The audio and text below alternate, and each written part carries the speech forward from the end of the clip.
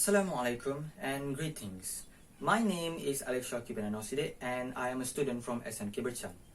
Today I want to share with all of you a book titled Fahrenheit 451 written by Mr. Ray Bradbury and how its 158 pages changed my life.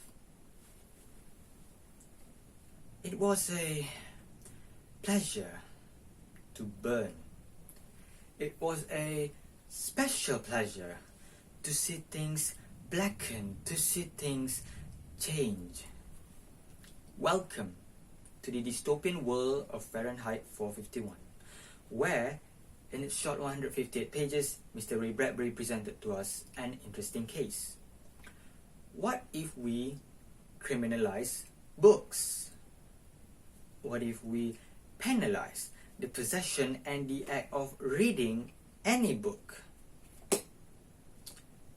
And let's not stop there. To show that we really have no more use for the books, let's burn them. Have them as nothing but heaps of ashes. But then you would have a problem.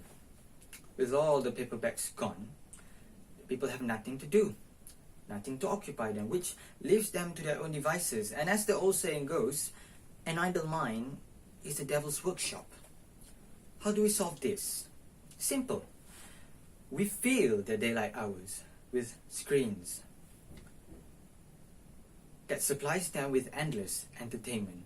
And at night we plug their ears with radios, music, and mindless chattering. These are the living conditions painted by Mr. Ray Bradbury.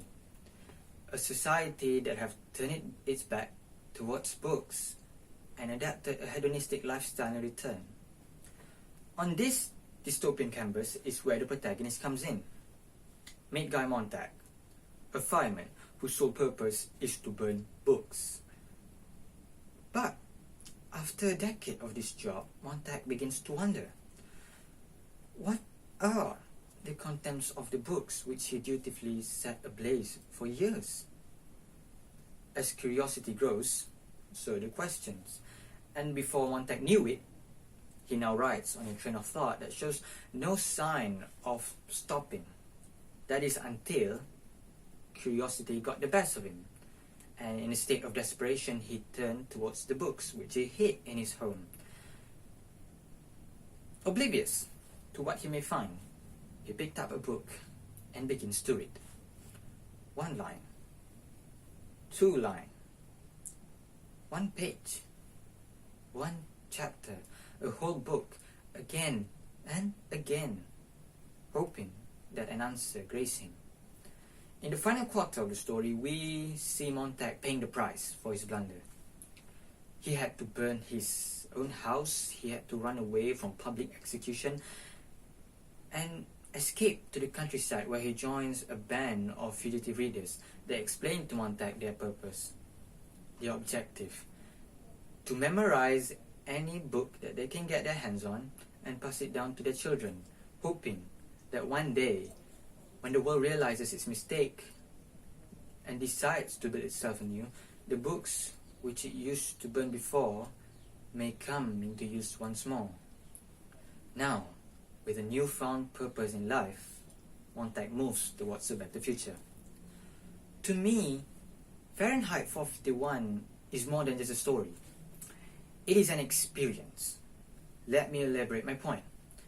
I was an avid reader in primary school, until comes the day that I got myself a phone, a smartphone, and through it, access to the internet. I slowly stopped reading.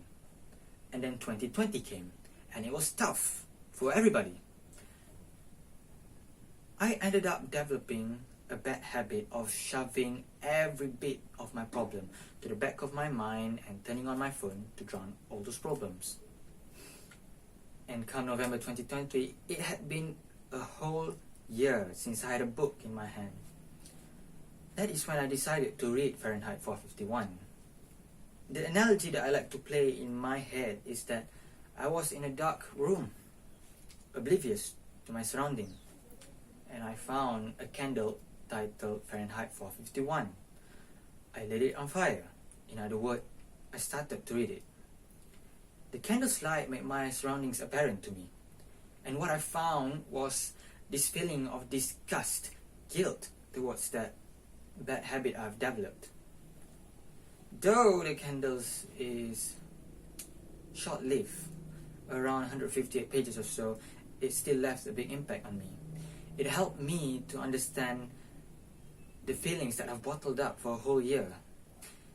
It increased my appreciation for literature. It changed how I view any literary work after it.